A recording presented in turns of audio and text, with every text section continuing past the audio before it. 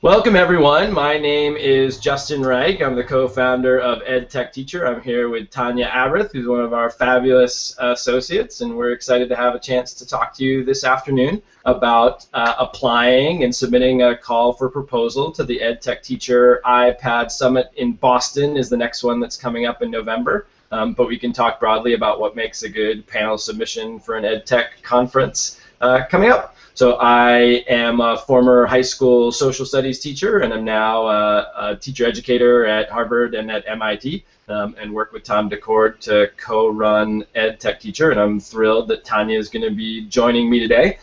We're going to have a conversation between the two of us for a little bit about some sort of key ideas. If folks are watching online right now, please go ahead and introduce yourself in the chat wing box that's below the YouTube stream on the webinar page, and feel free to ask us questions, and we'll try to respond to them and give you some great ideas about making submissions. But Tanya, do you want to introduce yourself a little bit? Absolutely. Hi, my name is Tanya Abrith, and I'm really excited to be here today. I just started with EdTechTeacher in July, and I have some questions for Justin. I figured I would be able to sort of lead some of the questions, considering I'm one of the newbies, so I thought it was perfect. So I'm actually going to sort of jump right in, if that's okay with you, Justin. Yeah, let's do it. All right. So first of all, one of the things that I noticed for the, if you go into the call for proposals page, is that it mentioned that this year we will be running 3 different session types. Justin, would you be able to sort of explain how those 3 session types are going to work, especially considering people are going to be applying for different sessions and what that would look like? Yes. And Tanya, you should remind me of I gotta pull up the call for proposal. Sure, yeah. So there's the names of those 3. The concurrent session versus the innovation lab versus talking to an iExperts. Yes. So I would say the concurrent session is what you would expect a kind of typical breakout session at a conference to be. They could, if we, in the Heinz Center, we'll have rooms that range from relatively small breakout rooms that can fit 25 or 30 people to our main lecture hall that can fit hundreds. And so these are going to be set up in rooms where the chairs are facing the presenter, where if we want to have more people who fit in that room, then we'll be able to do that. So that's one type of, if you want to think about sort of typical breakout session, then that's probably what we have in mind there. An innovation lab will maybe limited to a fewer number of people who are in the room, and it's really designed to be more of a hands-on opportunity to experience a new app, a new strategy, or new skill. I mean, even in our concurrent sessions, we want there to be activity, and we want people to be participating and connecting with one another and trying things out and so forth. But the innovation lab should really be balanced much, much more towards a focus on having participants who are active and hands-on just about the whole time. Talk to an iExpert gives people a chance to speak one-on-one to conference participants, so that would end up being a little bit more like a sort of organized poster session maybe. Well, there'll be a couple of different iExperts who are in the room, and you'll have the chance to have people circulate around the room and talk to you one-on-one. A lot of folks, like the idea of concurrent sessions where you get to, potentially have, lots of people that you're presenting to at the same time. But the great things about the iExpert sessions is it really gives an opportunity for you to be able to connect one-on-one with people, to build your network, to build those relationships, to have people sort of better understand what you're coming from and what some of those ideas are. My hunch is that this is actually the first year that we've invited people to submit to some of those 3 kinds of sessions, and so people should definitely choose the one that they think their approach fits best. And it may be that if our balance is out of whack, we might say, well, we can't accept this session as a concurrent session, but we'd love to invite you to be an iExpert and to join a group that's doing that. I don't know, does that make sense, Tanya? What other questions? That makes sense. I also noticed that there's some new strands that sort of we've we've sort of organized this year, and I thought maybe you might be able to kind of shed some light. Like there's the Unleashing Student Creativity, Leadership and iPad Initiatives, iPads in the Classroom, and the Workflow Rollouts and Technical Challenges. Would you like mind sort of elaborating on those a bit? Yeah, absolutely. So I think this is probably formalizing what's kind of emerged organically over the last few years. I would say two of these are pretty distinctive and two of them are a little closer, so maybe I'll start with the two distinctive ones. I think many education technology conferences make a distinction between things that are more in the service of school leaders, either principals or curriculum folks or IT professionals, and then things that are more designed for classroom teachers. So things that would fit in the leadership and iPad initiatives would be questions of how do you set up professional development programs, how do you think about creating department level goals in schools that are just adopting iPads or one-to-one programs. How do we think about creating school-wide initiatives, addressing school-wide issues? How do we think about implementation of things like policies around collaboration, around good citizenship, those kinds of things. So proposals that you would imagine, particularly targeting a assistant principal, a principal, a superintendent, a headmaster, an assistant superintendent for curriculum. Those things would probably fit in the leadership and iPad initiatives.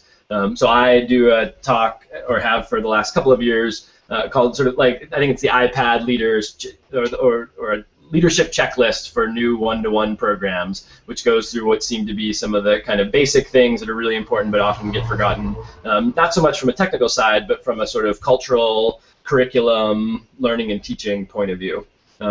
The workflow rollouts and technical challenges, part of that would probably, the kinds of things that would fit in that really well would have to do with things like provisioning, administration, how do you get all the right devices in all the right rooms, how do you get the right apps on the right things, what sorts of new kinds of tools are available for directors of instructional technology to be able to do some of these things more efficiently, how do you develop an app marketplace inside your own school, those kinds of things. I think conceivably with the word workflow in there too, that if there were sessions that were really particularly tailored to making people's practices in the classroom more efficient for any kind of learning goal.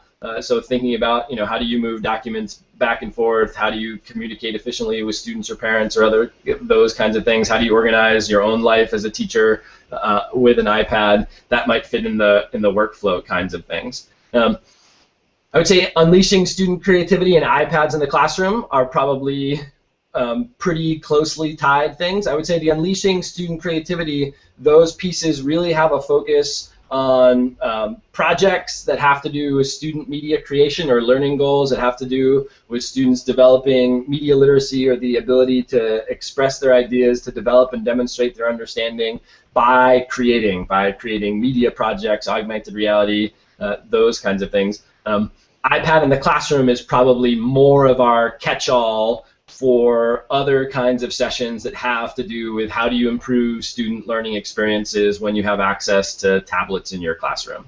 So that's the way I would classify those sorts of things. So it's probably one that really is focused on leadership, one that might be more focused on instructional technology kinds of concerns and also some workflow kinds of concerns.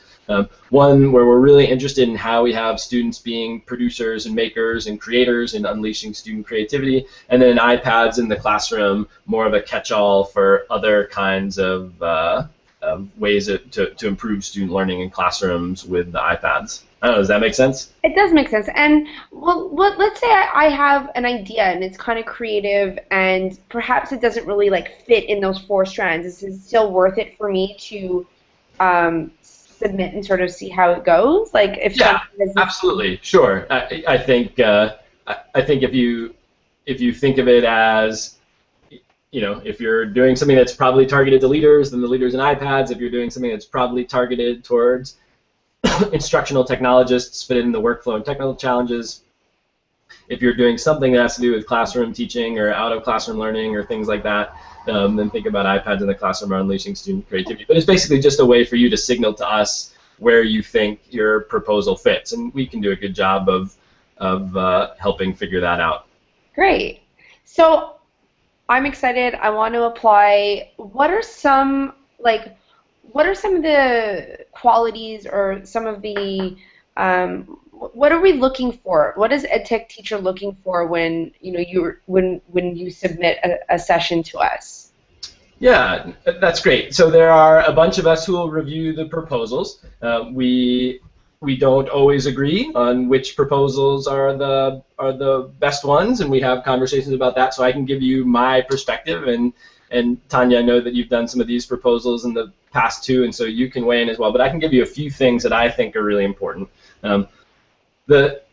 The number one thing for me, for anything that's, as much as possible, we want this conference to be about improving students' learning experiences and improving students' learning outcomes. We want to have a conference which is, at the end of the very first iPad Summit, the THE Journal wrote an article that was something like the iPad conference that's not really about iPads. And what they meant was it was really a conference about what good teaching and learning looks like and how we can use iPads in the service of those learning goals. So as you're thinking about what the title of your session is, as you think about how you're pitching it, we care most that when teachers and educators leave our conference, they're going to be able to go back and to help their students have better learning experiences. And so being able to communicate that to us really succinctly is important. So if the title of your session is sort of generically about apps or one kind of app or something like that, that's less attractive than even if you can build into the title the idea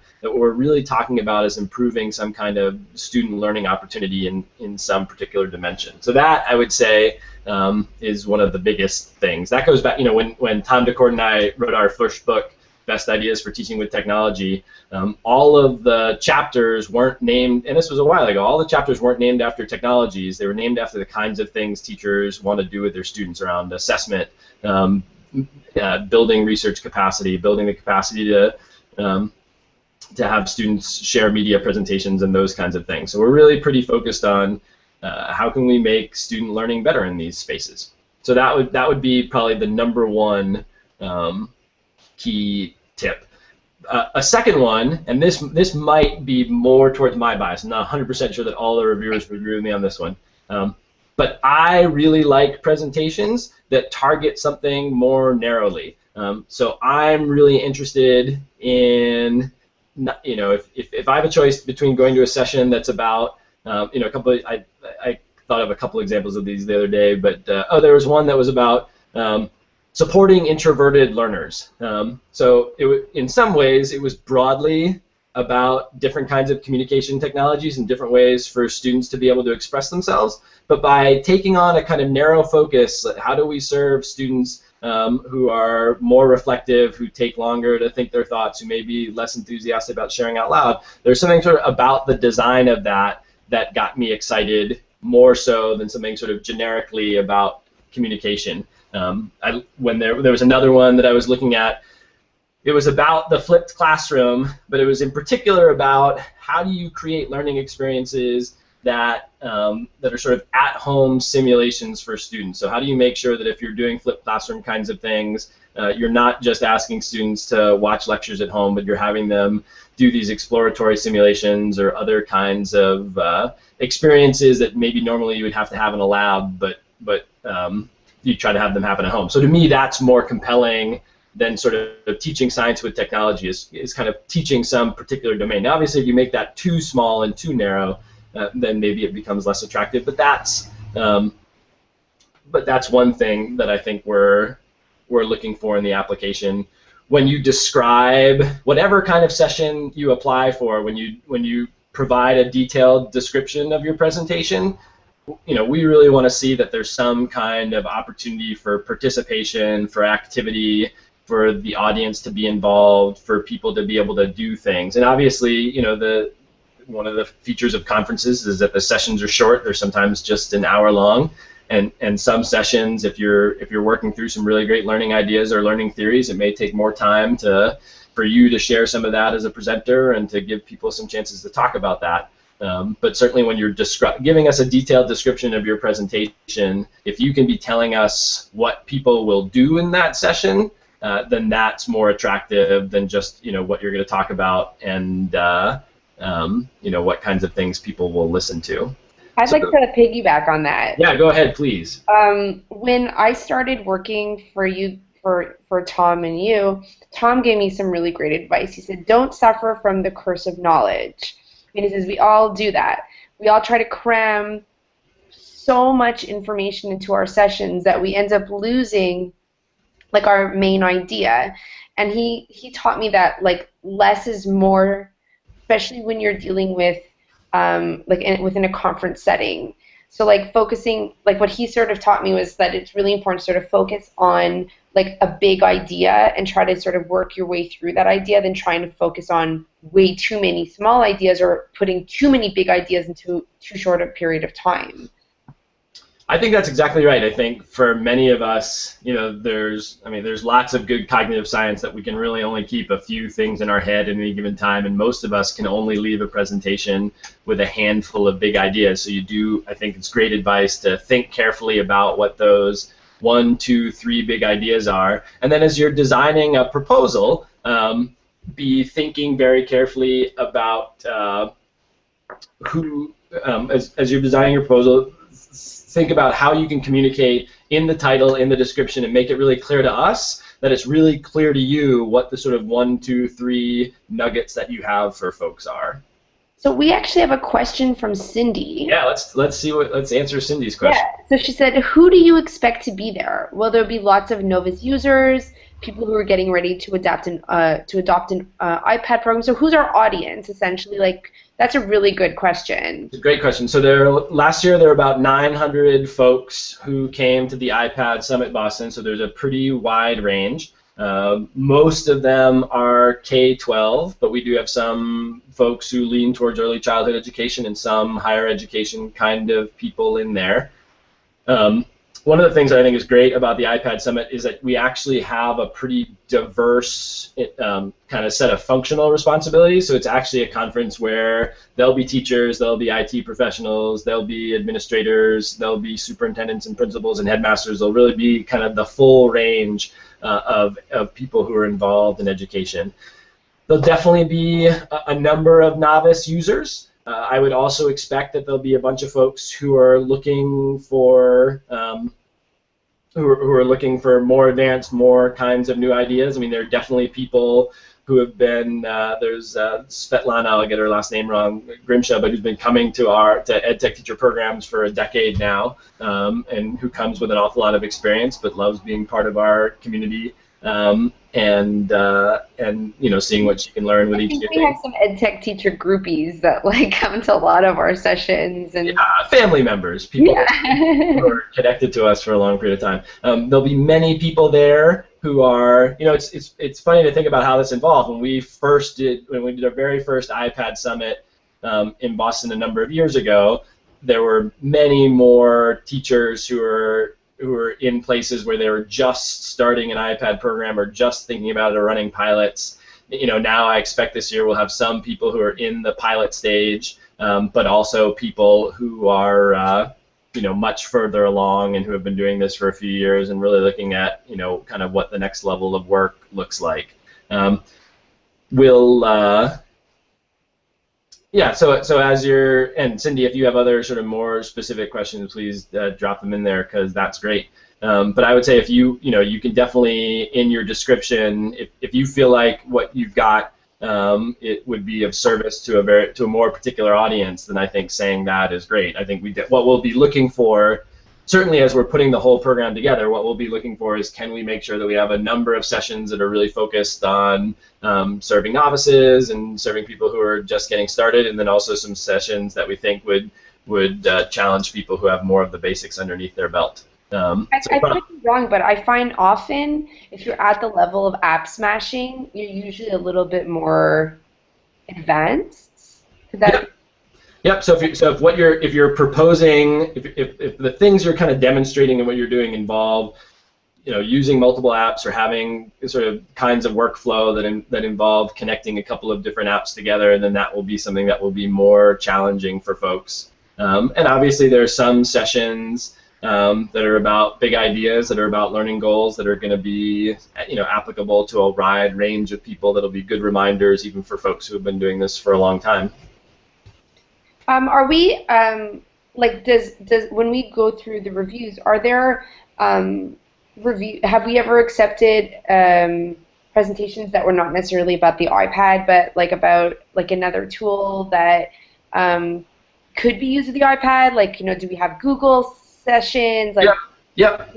So definitely there have been kind of Google Apps for Education kinds of things. I mean, one of the neat things about the conference is that in some EdTech conferences, especially ones like ours where we try to have a strong hands-on component, if you're doing something and everybody in the room has a different device or a different form factor, things can get slowed down kind of quickly by, oh, but where's that button on my Android tablet, and where is it on my Windows 8 machine, and da-da-da. And so one thing that actually I've come to appreciate more about the iPad Summit is that when everybody has the same form factor and the same OS, it can actually be a lot faster to get to learning kinds of things. But pretty much anything that would be, what you should assume is that everybody who will be sitting in your session will have an iPad out. And so if the kinds of things that you can have them practice with hands-on and do with their students and so forth can be done with an iPad, then it's definitely not, we're ultimately EdTechTeacher is a form factor neutral, OS neutral, product neutral. We have no particular affiliations with anybody. What we're really interested in is pulling together a community of folks who are interested in how technology can improve learning, whatever that looks like. So if you can make it happen with an iPad in front of you, then it would probably be a good fit for what we're doing. I would even go as far to say that if you're creating a session and you don't even have to think about what technology you're using, that's probably a pretty decent sign of your session, if that makes any sense. If it's not about the iPad, then you're on your way because it really even be focused on that. Yeah, to be focused on what the learning goals are and how students are going to be. Yeah, and if I was using another device, if I could do it in another way, then that means that session has been well thought out, I think, because you're not getting caught up in the technology, you're getting caught up in what your students are doing. Yep, I think that's right. And there'll be a few sessions, that are more kind of workflow specific and things like that, that are more iPad-y. But I think you're, certainly for the unleashing creativity sessions, for the learning and classroom sessions, then that makes a lot of sense. One thing I didn't mention when I came up with my list of sort of top tips is that I think another thing that people really love to be able to see when they go to conferences is to somehow have student voice that's brought into sessions. So for people who are local to Boston, obviously if you can propose to bring in some students to show things off with you or to do stuff with you or to present with you, that's the ideal. For those people who are proposing or coming from further away, it's still great to have examples of student work, to have videos of student process, to, the more we can bring the voices of the students that there's lots of good reasons to get together as adults and to have conversations as educators among each other, but if we can bring voices and examples of student work with us, then I think those are great components of sessions to have. And I mean, would it be possible to have students video conference in, come in a Hangout? Has that happened before? Yes, I would say, like any large conference session, we put a ton of effort into making sure that we're going to have robust Wi-Fi that, serves the whole needs of the 1,000 people that show up, and the Heinz has been great for that. But I would say, anyone who's preparing a presentation, anyone who's done this long enough knows that you got to trust that every once in a while the internet's not going to work the way you want it to. So if you had a plan that was like that, you'd certainly want to have a backup plan that's involved. That's a good tip. What do you think are some of the common sort of, I guess, areas that are sort of frowned upon when we look at proposals? What are some of the things that you probably shouldn't do? Yeah, I would say if we look at your proposal and we can't find sort of clear evidence of a learning goal, if we can't find, unless it's really focused around kind of the back end, the technology, the workflow. But if you're talking about kind of apps for the classroom and not really talking about what you want students to be able to learn and do, then that can be one flag for us. Another big one, actually this year we're asking that if there are vendors that want to submit a session, that they have to purchase a table for us. We're pretty cautious about, so there definitely have been, there's some folks who are vendors and who have products that we love having come to our conference. Rashawn Richards, who is the founder of Explain Everything, we love having him come to our conference because most of the sessions that he does have nothing to do with Explain Everything. They have to do with great ideas about having students express their learning and understanding through screencasting, and he's fine to show people Explain Everything, but also fine to show other things. So I think whenever we get the sense that a session is going to feel like a sales pitch, we don't think that most of the people who are coming to this conference typically are not super excited about a sales pitch. What they want to know is to have a focus on how things are going to improve teaching and learning. Even for vendors who are doing sessions, it would be great to think about, how would someone walk away from your session with something of value, even if they weren't able to get your product or something like that.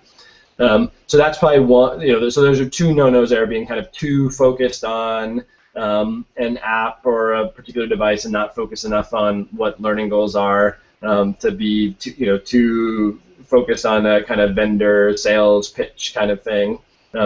One thing that we could talk about a little bit, which is a little tricky, is one of the things that we ask for are presentation examples. And I would encourage folks as they make their submissions to think carefully about what you could send us that we would be able to look at pretty quickly and make some sense of. So we're going to be looking at, I think for the last iPad Summit we had 175 submissions. There were about 50 sessions that were at the conference, and about 25 or 30 of them we filled from the call for proposals. And many of us look at nearly all of the submissions. So there's a lot to go through. So where it asks you to provide some presentation examples, think about what you can give us. Think about the sort of most efficient way that you can share with us, some of the work that you've done in the past. So a link to a set of slides is fine. A link to a video is great. If the video is a 75-minute video where you're talking from minute 12 to minute 43, then that's not nearly as good as you can give us kind of more of a highlight reel. I think a great thing for people who want to do more of these kinds of presentations to do is to kind of create a page for yourself online somewhere that maybe has a slide deck that you're super happy with and a pretty short piece of video that we can get a sense of who you are quickly, and then maybe some longer things if you have a whole session and so forth. And then the other thing is, certainly everybody whose proposal we begin to get excited about, we're going to go ahead and Google them. So think about sort of what your online presence looks like. Think about what your online presence looks like and what kinds of things pop up. And certainly, we're excited to bring in people who are active in networking and sharing. It's not nearly as important to us if you have 10 followers or 10,000 followers, but if you're really enthusiastic about sharing your work, then that gives us some confidence that after your session, you're going to be able to continue to support the people who go to your session. You're going to be able to continue to sort of be in network with them. So that's another piece that we value. I have another question for you as we sort of wind down. So let's say I get accepted, and I sort of like, okay, I'm accepted, now what? Like, what are some things that you should think about when once you gotten accepted? Like, what are some of your maybe like your 3 top tips for like a polished presentation? That is a great question. Can I jump back and answer Cindy's second question? Oh, I didn't realize she had another question. Of course, absolutely. This sort of follows up. So a professional portfolio or website might be appropriate to show your presentation style. I would say that definitely could be, definitely if you have a website, give us a link to your website. The ideal link would be to a page. that gave us a few quick hits. You can imagine, someone's going to look at what you submit for, initially for just a couple of minutes, and if they get excited about it, they're going to want to look at it more and more. So you could imagine a page that had like, one great set of thought-provoking slides or thought-provoking handouts, and then one short video, and then maybe some longer things beneath that would be a helpful way to communicate. Just as you think about what you're sending and what you're writing to us, keep in mind that we're, all the people who are reviewing these take the responsibility really seriously, but we also are looking at a lot of things at the same time, and so thinking about how you can make it easy for us to get to know who you are. I think a really sort of straight, an easier way to sort of get that together could also be looking at getting an About Me page together, because then you can sort of have that sort of blurb about yourself, but then you can sort of attach that to your site, attach it to your YouTube channel, maybe provide your with a link to a YouTube video within that. That could just be maybe a little easier way to do it if you're just sort of starting out and sort of getting your presence out there. Yep, and I would say, none of these, all of these different pieces of advice are meant to, give you as many ideas as we can and to think about how you can have the most polished possible presentation. But we also definitely accept folks. We're looking to find people who haven't done a whole lot of presentation yet and are great classroom teachers that have a bunch of really cool ideas and are doing really new and innovative things. One of the things that we think about as we're putting together a conference and the different sessions is we want some people who we know really well and who have been part of the EdTechTeacher community for a long time and who give us that continuity, but we're definitely also looking for new people, new ideas, fresh faces, the opportunity for us to be in conversation with people who can teach us something new. But let's go back to your Robert's got another question here. From Robert. Could you talk about the logistics of having students attend the conference as part of a proposal pitch? Do they have to pay registration? Could we request a time range that would work for getting them released? Yeah, so I would say if you proposed a session that involved having students, well, I'll say right now that we won't make the students pay for registration for the day that they come and present. And then, yeah, if we could definitely work out as best we can some kind of time range that would work out for getting them released. So, thinking about, we have some constraints, like the keynote probably has to be the first thing that happens in the day and so forth. But we could probably work with you and figure out what would be a good thing there. But we know that presentations that involve students, especially enthusiastic students, I think thinking about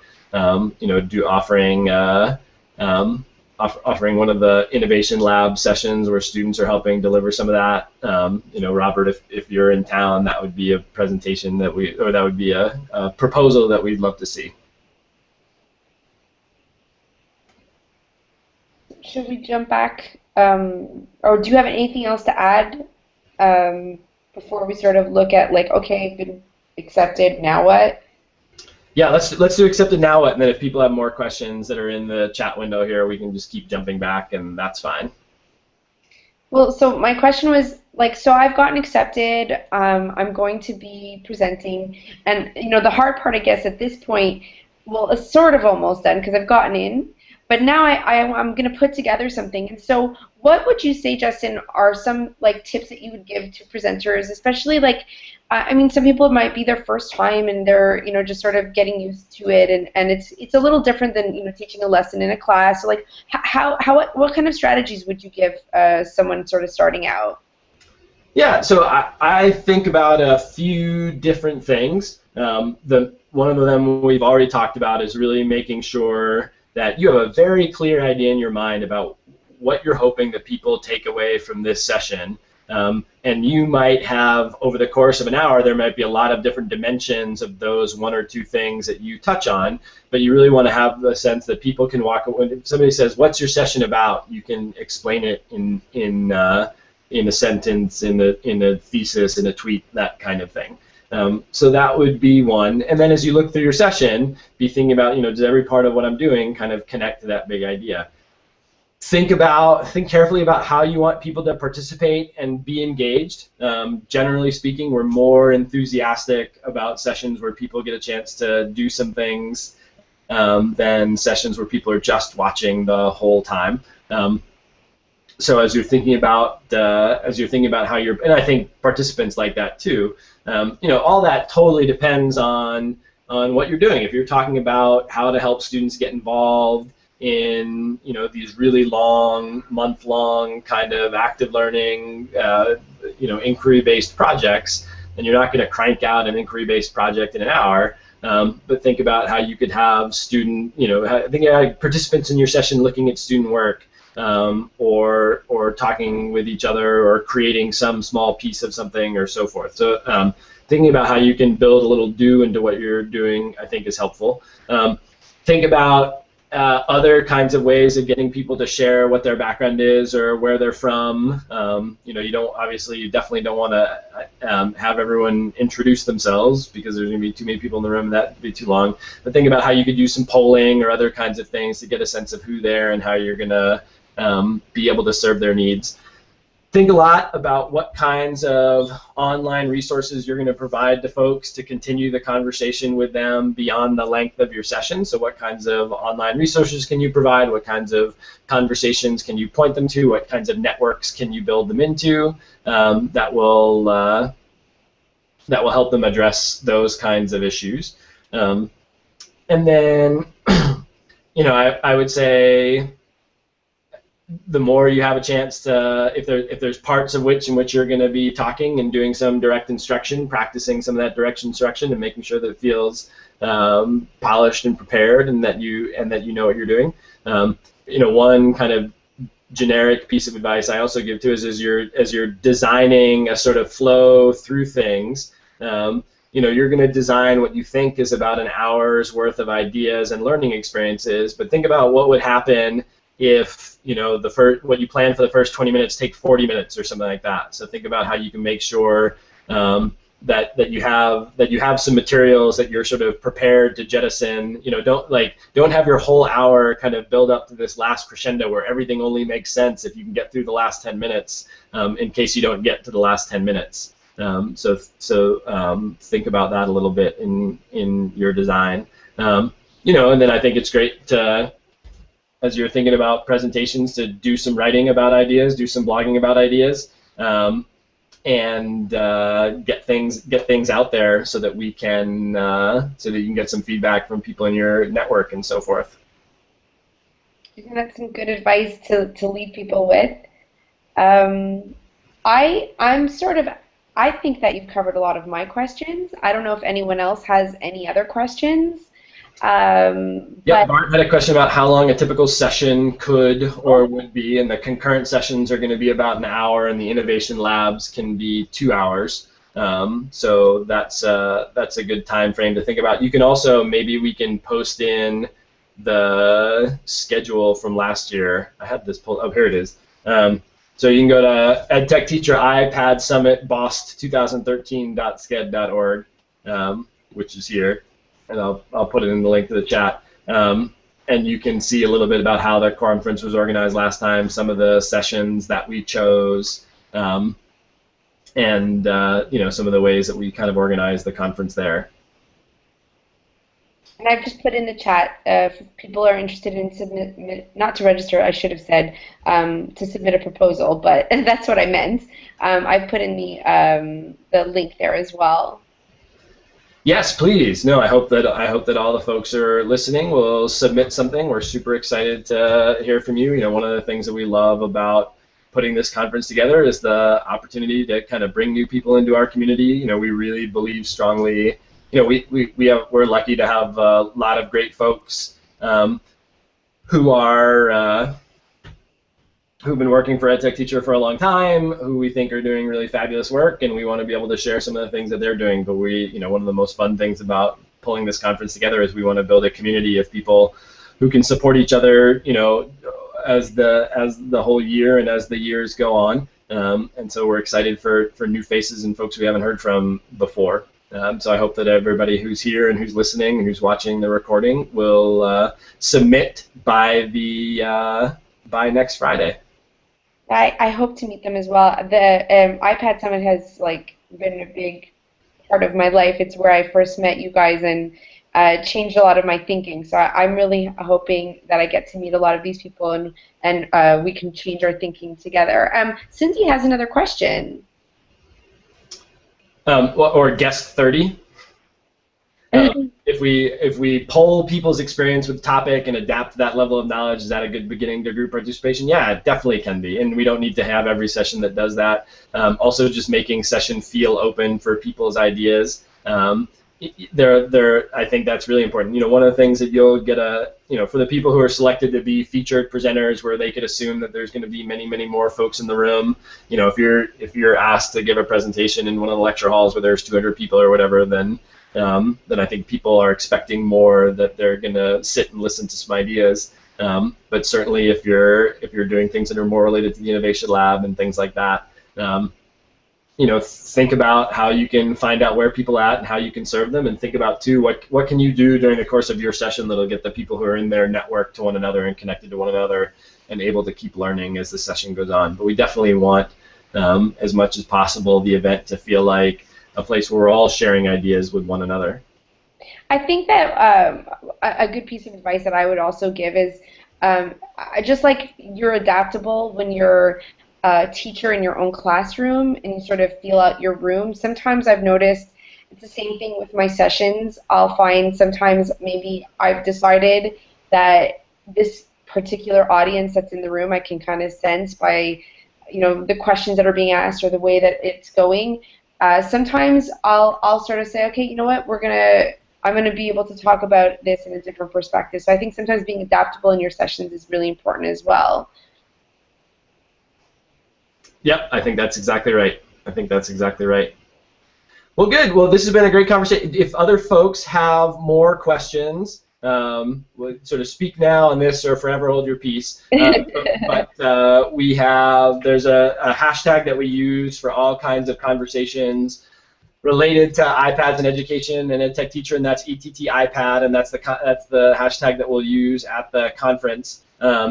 Between now and the 12th, please feel free to you can send messages directly to me or Tanya. I'm at Bjfr, BJFR on Twitter, or you can send things out along the EdTechTeacher hashtag, and we'd be more than happy to answer your questions or get some more ideas that are out there. And we're grateful for people spending some time with us here today. Thank you so much for also taking the time to answer all of our questions, Justin. Thank you.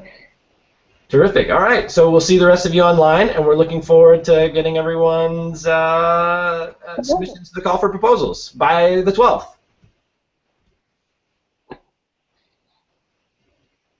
Terrific. Thanks, everyone.